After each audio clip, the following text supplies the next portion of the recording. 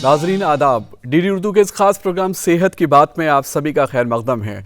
जी हां, आपको याद होगा कि पिछले एपिसोड में हम दिल की बात कर रहे थे और हमारे साथ डॉक्टर विजय त्रेहान जो कि जीबी पंत हॉस्पिटल में डायरेक्टर प्रोफेसर हैं, आज भी हमारे साथ हमारे इस एपिसोड में यहाँ पर तशरीफ़ रखते हैं। जी हाँ, दिल की बात पर बहुत सारी बातचीत हम लोग कर चुके हैं, लेकिन अब कुछ और दिल की बात हम यहाँ पर करेंगे। तो आइए हम डॉक्टर साहब से रूबरू होते हैं। डॉक्टर साहब, आपका बहुत बहुत खैर मकदम है हमारे इस प्रोग्राम सेहत की बात में। ये जो नाड़ी बंद होने की बात जो करी है, जो हार्ट में जो वाल्व्स होते हैं वो बंद होते हैं, ये कहा जाता है कि कोलेस्ट्रॉल जम गया था, वो बिल्कुल बंद हो गया। तो डॉक्टर साहब, इस पर थोड़ी सी रोशनी डालें कि कोलेस्ट्रॉल क्या है ये?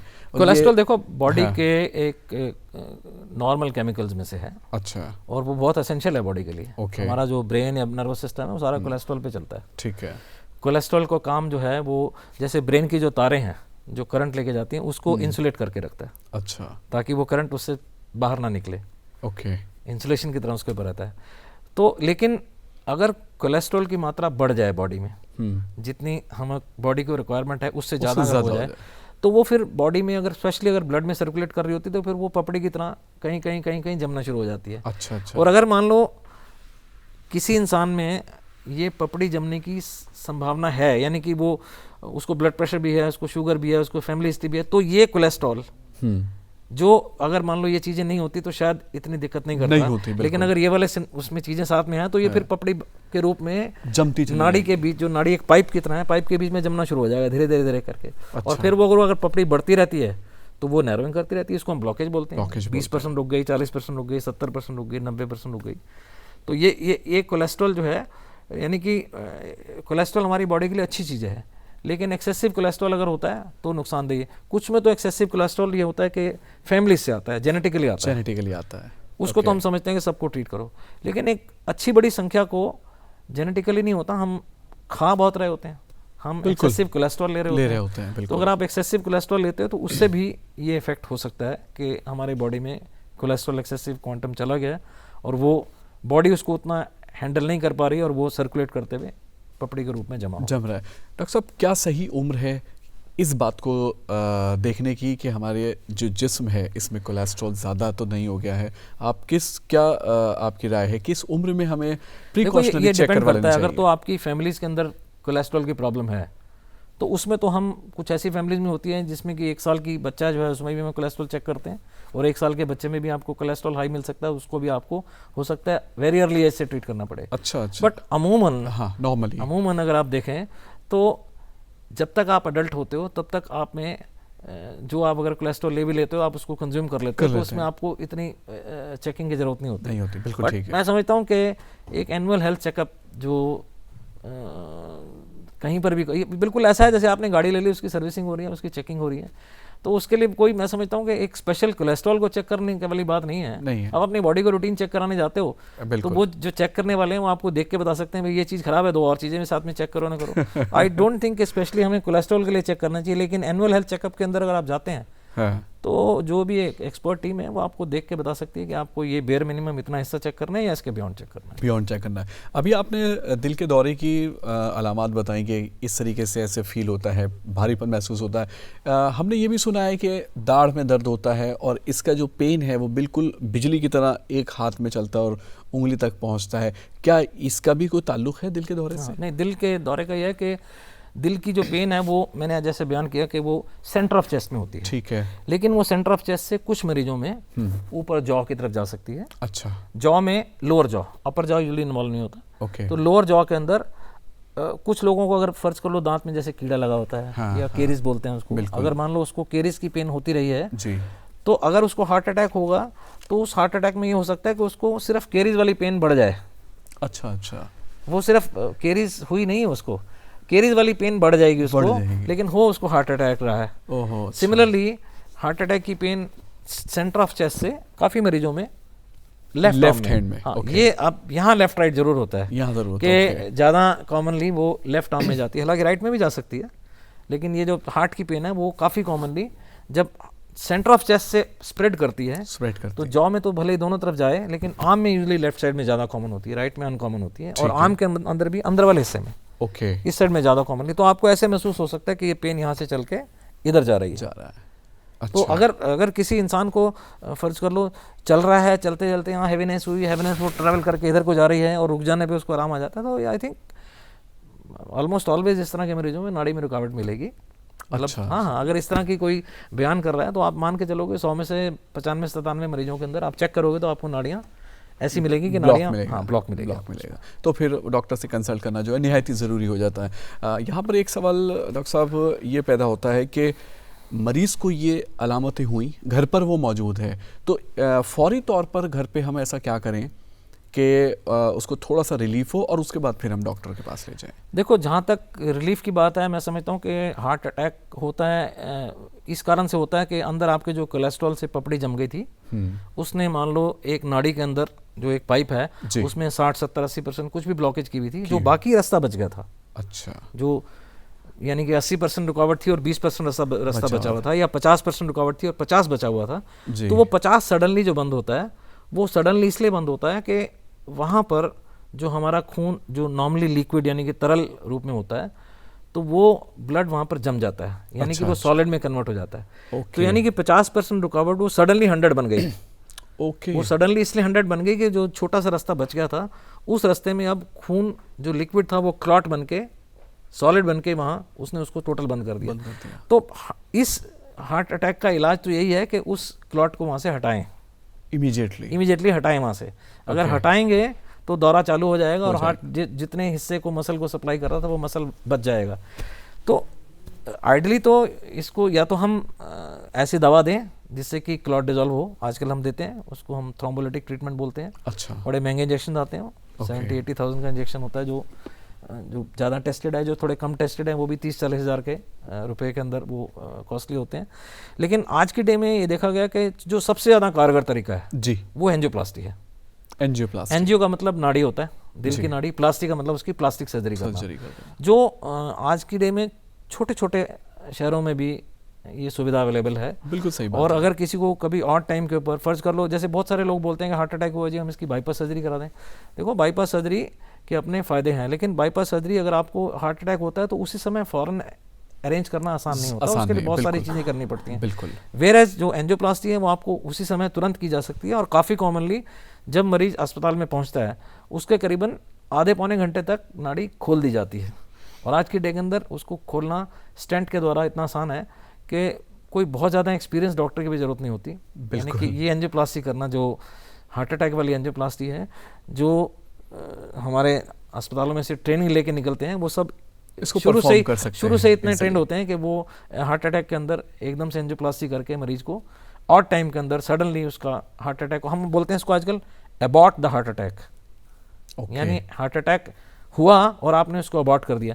उसको मैं ऐसे बोलता हूँ कि आपके ऊपर किसी शत्रु ने हमला किया, उन्होंने आपके ऊपर मिसाइल डाला, आपने मिसाइल को पहचान लिया और आपने डिस्ट्रॉय कर दिया, एयर में उसको डिस्ट्रॉय कर दिया, आपने जमीन पे उसको पड़ने नहीं दिया। तो एंजियोप्लास्टी तकरीबन उसी तरह का तरीका है। अगर आप फौरन अस्पताल में पहुंच जाते हैं और आपकी फौरन एंजियोप्लास्टी हो जाती है तो काफ़ी कॉमनली तकरीबन सब हार्ट का सारा हिस्सा बच जाता है। और जब बच जाता है तो हालत ये होती है कि आप ईसीजी देखो नॉर्मल है, इको करोगे नॉर्मल है, सब कुछ नॉर्मल मिलेगा, तो इसको हम लिख देते हैं अबॉर्टेड हार्ट अटैक, यानी हार्ट अटैक हुआ था तो अबॉर्ट हो गया। लेकिन अगर आप अस्पताल पहुंचने में देरी करते हैं, बिल्कुल, तो फिर अगर आपकी नाड़ी बंद हो गई है और जो वो हिस्सा सप्लाई कर रही थी, तो धीरे धीरे जो हार्ट के सेल्स हैं वो उनकी डेथ होनी शुरू हो जाती है। और फिर अगर मान लो आप 6-8 घंटे के बाद पहुंचते हैं तो फिर रिकवरी में बहुत टाइम लगेगा, उतने सेल्स रिकवर नहीं करेंगे। और आप 24 या 48 घंटे के बाद पहुंचते हैं तो फिर काफ़ी सीवियर बहुत मतलब यानी कि काफ़ी हिस्सा आपने लूज़ कर दिया। तो इसलिए हार्ट अटैक के अंदर में बोलते हैं कि आप सो कॉल्ड फर्स्ट एड या ट्रीटमेंट लेना, या आप सोचो कि मैं घर में कुछ आराम ले लूँ, no, I don't agree.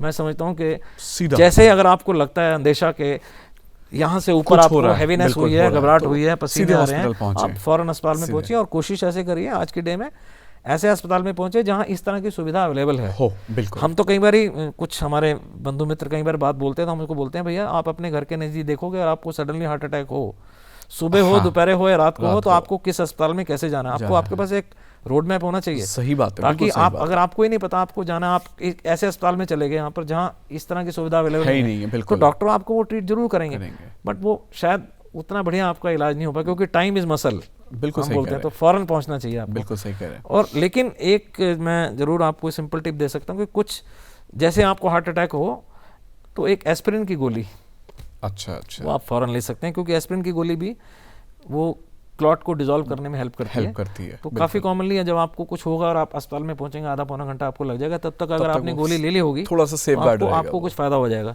Second ये है कि जो आप लोग बहुत से लोग समझते हैं मैं सॉर्बिटेट की गोली लेके हार्ट अटैक ठीक कर लूँगा, वो ऐसा नहीं होता, क्योंकि सॉर्बिटेट की गोली से क्लॉट डिसॉल्व नहीं होती है। अच्छा, क्लॉट डिसॉल्व नहीं होती है, तो उससे बल्कि कई बार कुछ मरीजों को गोली से इतना ब्लड प्रेशर गिर जाता है कि हालत ज़्यादा सीरियस हो जाती है। तो अगर तो एंजाना का मरीज है जिसको ऑलरेडी हर बार एंजाना होता है और वो गोली लेता है, उसको आराम हो जाता है, तो वो अलग बात है। लेकिन आपको अगर एंजाना नहीं था कभी और आप बैठे आपको सडनली इस तरह के सिम्टम होने शुरू हो गए, तो ये नहीं कि मेरे घर में एक दूसरा बंदा है वो भी सॉर्बिटेट की गोली खाता है तो मुझे दे दे मैं भी खा लूँ, नहीं। उस समय मैं समझता हूँ उसको आप पीछे रखिए, एस्पिरिन की गोली खाइए और फौरन इंतजाम करिए कि आप ऐसी जगह पहुंचे जहां आपका जल्दी से इलाज या तो क्लॉट डिसॉल्विंग मेडिसिन से या एंजियोप्लास्टी से हो सके। बिल्कुल।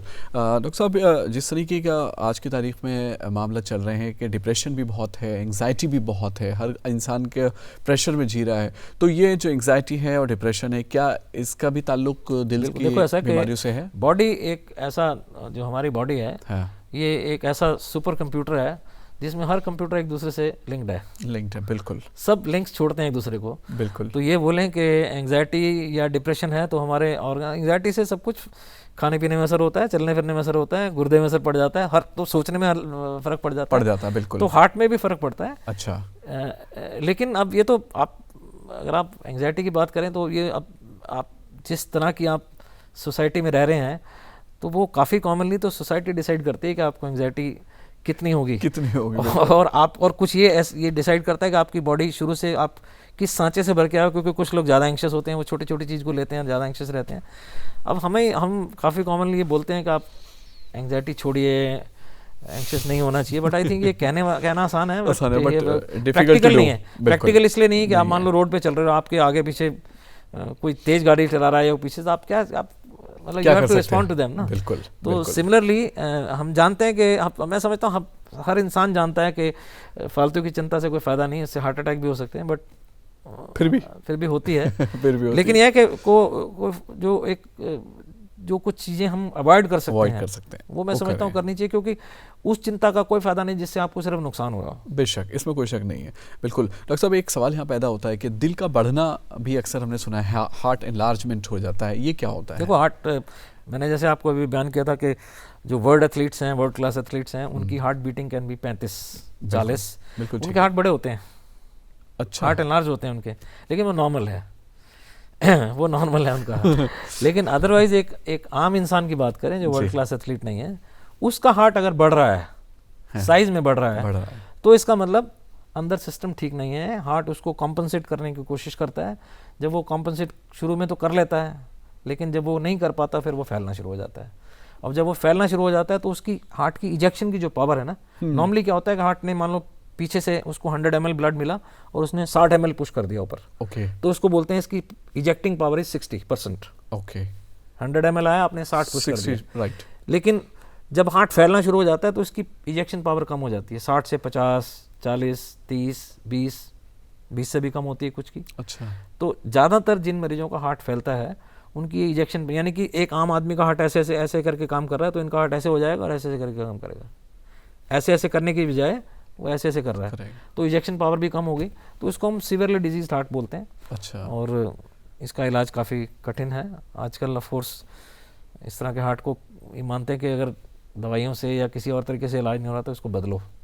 अच्छा। हाँ, हार्ट ट्रांसप्लांट करते हैं इसके लिए, लेकिन वो कहना आसान है, हार्ट ट्रांसप्लांट के लिए देगा कौन? बिल्कुल सही बात है। तो मतलब ये खतरनाक है। तो इसकी भी कोई अलामतें होती हैं हार्ट एनलार्जमेंट, या ये हार्ट जब एनलार्ज होता है जी, उसका एक बड़ा कॉमन सिम्टम होता है सांस फूलना। अच्छा। तो वो एक आम आदमी जब हार्ट उसका ऐसे करके बीट कर रहा है, जब उसको तेज काम करना है तो हार्ट जल्दी बीट करेगा और अच्छा बीट करेगा। हाँ। लेकिन इसका जिसका हार्ट कमजोर है, फैला हुआ है ये ऐसे तो नहीं कर रहा, ये होले काम कर रहा है। हाँ, बिल्कुल। तो जब कम काम कर रहा है तो यानी कि इजेक्ट नहीं कर पा रहा ब्लड, तो सांस फूलेगा, तो ब्लड बैक प्रेशर से जाएगा। तो अच्छा। फेफड़ों से ब्लड लेफ्ट हार्ट को आता है, तो फेफड़ों से जब ब्लड लेफ्ट हार्ट को आना है और लेफ्ट हार्ट आगे उसको फेंक ही नहीं पा रहा, तो बैक प्रेशर होगा फेफड़ों में। फेफड़ों में बैक प्रेशर होगा तो उसमें पानी भर जाएगा, पानी भर जाएगा तो फेफड़ों में सांस की दिक्कत होगी। तो अक्सर इस तरह के मरीजों को सांस फूलता है। शुरू में तो सांस फूलेगा जब आप चलोगे, तेज चलोगे तो सांस फूलेगा, फिर तकलीफ बढ़ जाएगी, फिर तो हल्का चलोगे तब भी सांस फूलेगा, फिर और तकलीफ बढ़ जाएगी, फिर आपको बैठे बैठे भी सांस फूलेगा। जब आप बैठे बैठे सांस फूलेगा तो आपको अस्पताल ले जाना पड़ेगा। जाहिर सी बात। तो कॉमनेस्ट सिम्टम जो जिन मरीजों को हार्ट फैलता है उनका यही होता है कि वो सांस सही ढंग से नहीं ले पाते, फिर उनको थकावट, कमजोरी, यानी कि बॉडी की परफॉर्मेंस कमजोर हो जाती है। ये अलामतें हैं। अगर ये अलामत हो रही है तो वो इमीडिएटली डॉक्टर से कंसल्ट करे, क्योंकि अदरवाइज ज़्यादा ही परेशानी बढ़ जाएगी। तो अगर इमीडिएटली डॉक्टर से कंसल्ट करके आपके पास कोई ऐसा केस आता है, देखो ऐसा है तो कि हार्ट जो फैलता है वो एकदम से नहीं फैलता।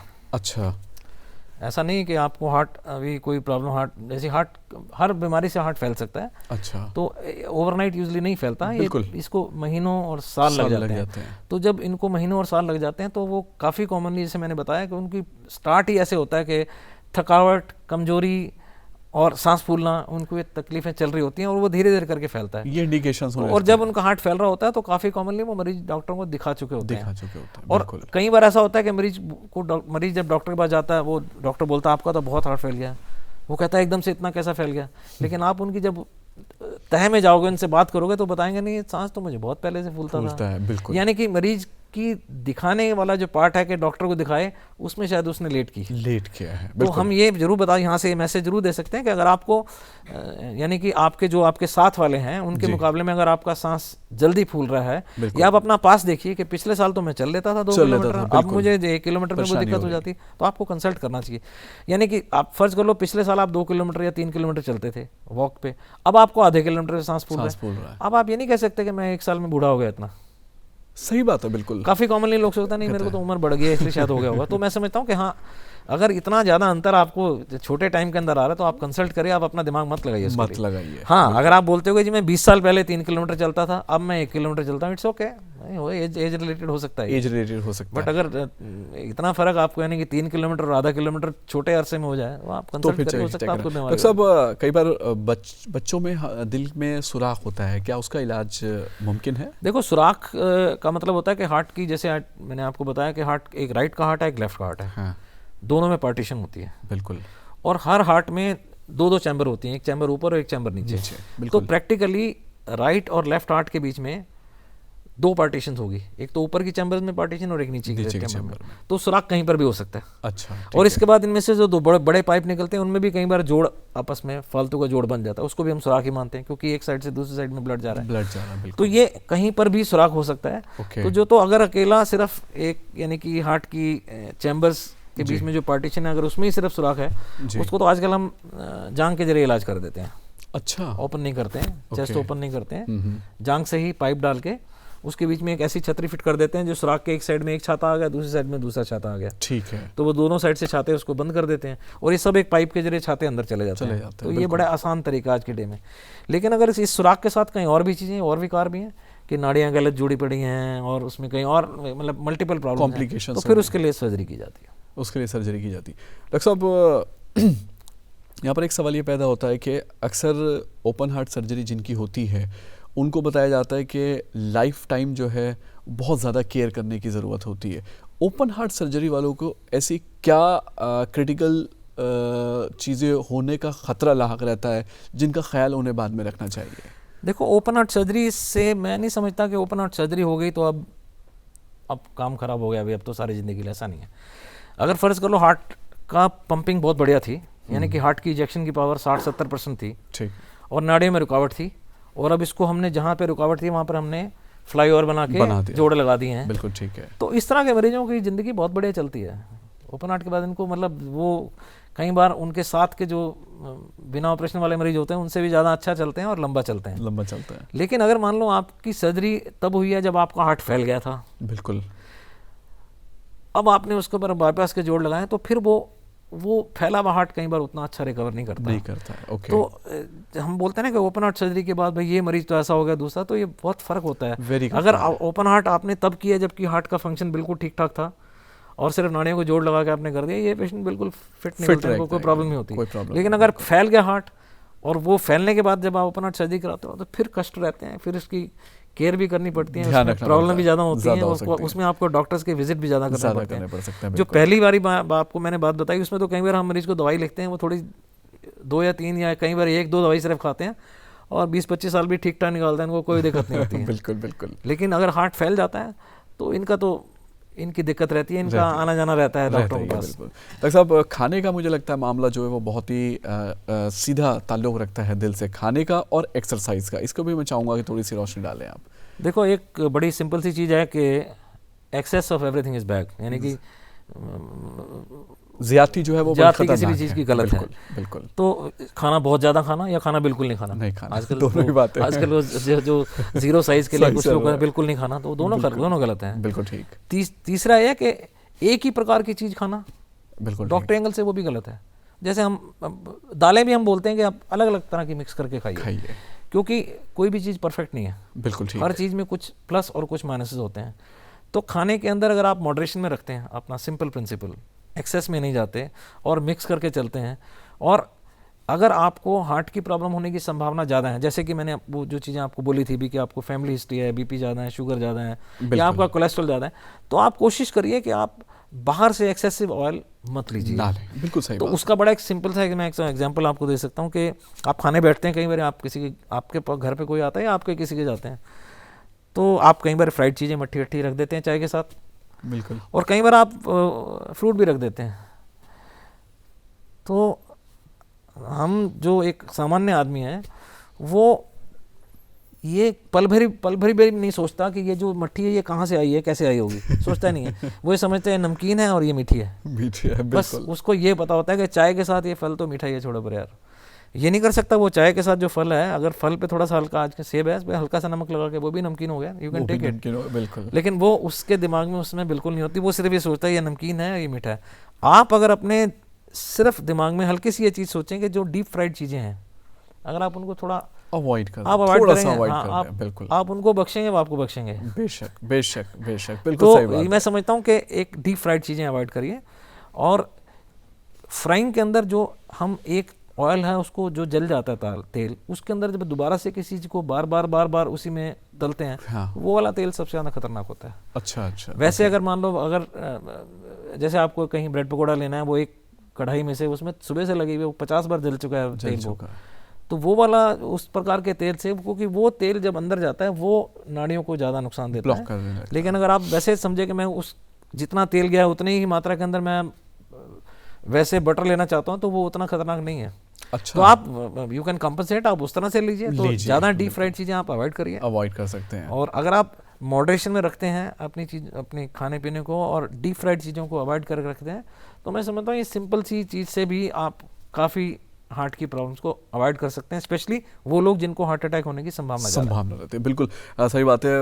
वक्त हमारे पास कम है, तो हम चाहेंगे चलते चलते कुछ ऐसी हिदायत आप हमारे नाज़रीन को दें कि अपने दिल को कैसे, दिल के बारे में ज़्यादा मत सोचो। बिल्कुल मत सोचो। दिल आपकी बॉडी का वो हिस्सा है जो आपके लिए सारी ज़िंदगी ठीक ठाक काम करता है। आप सिर्फ इतना ख्याल रखिए कि अपने कुछ नंबर्स ठीक रखिए, नंबर्स के बारे में, वेट ठीक रखिए, ब्लड प्रेशर ठीक रखिए, ब्लड शुगर ठीक रखिए, और एक्सेस मत रखिए किसी भी चीज़ के अंदर, और अपने आप को एक्टिव रखिए। अगर आपने कुछ कैलोरीज कहीं एक्सेसिवली खा भी ली हैं, तो अगर आप अपनी फिजिकल एक्टिविटी बढ़ा के उन कैलोरीज को बर्न कर देंगे, तो वो कैलोरीज आपके अंदर जाके जमा नहीं करेंगे, हार्ट को प्रॉब्लम नहीं करेंगे। ज़्यादा सोचने की जरूरत नहीं है। क्या बात है, बहुत खूब। डॉक्टर विजय त्रेहान, हम आपका शुक्रगुजार हैं कि आप हमारे इस प्रोग्राम में आए और आपने इतनी अहम जानकारियाँ दिल से मुतालिक दी। आपका बहुत बहुत शुक्रिया। नाज़रीन, हम उम्मीद करते हैं कि दिल की जो भी परेशानियाँ हैं या जो भी अमराज डॉक्टर साहब ने आपको बताए, और किस तरीके से हम और आप इन अमराज से, इन बीमारियों से, इन परेशानियों से बच सकते हैं, हम उम्मीद करते हैं आप तक पहुंच चुका होगा। दिल का मामला है, दिल का मामला बहुत नाजुक होता है। अपने दिल का तो ख्याल रखें, लेकिन दूसरों के भी दिल का भी अगर ख्याल रखा जाएगा तो उनकी दुआओं से हमारा अपना दिल जो है वो बहुत ही बेहतर रहेगा। कैसा लगा हमारा प्रोग्राम? डीडी उर्दू का एक ख़ास प्रोग्राम सेहत की बात आपके लिए है। और अब चलते चलते हमें दीजिए इजाज़त। अपना ख्याल रखिए, अपने पड़ोसियों का भी ख्याल रखिए। आदाब।